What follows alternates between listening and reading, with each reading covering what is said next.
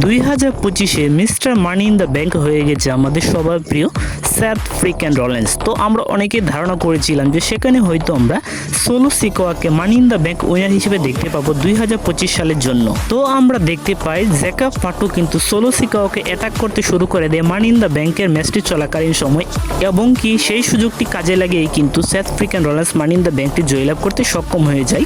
নতুবা কিন্তু সোলো সিকোয়াকে আমরা mister money in the bank 2025 winner হিসেবে দেখতে পেতে পারতাম।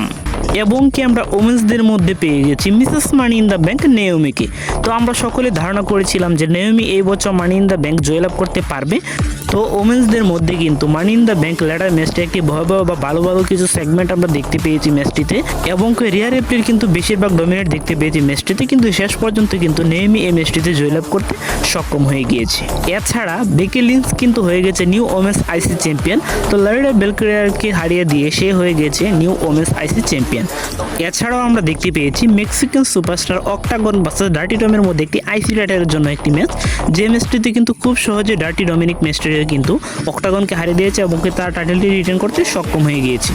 এছাড়াও আজকে মেইন ইভেন্টে কিন্তু আমরা একটি ভয়াবহ ম্যাচ দেখতে পেয়েছি কোরিয়ার্স এবং কি জেউস ভার্সেস জন সিনা এবং কি লগেন পলের মধ্যে। তো জন সিনা এবং কি লগেন পলের মধ্যেও কিন্তু আমরা জগরিও দেখতে পেয়েছি এই ম্যাচটিতে।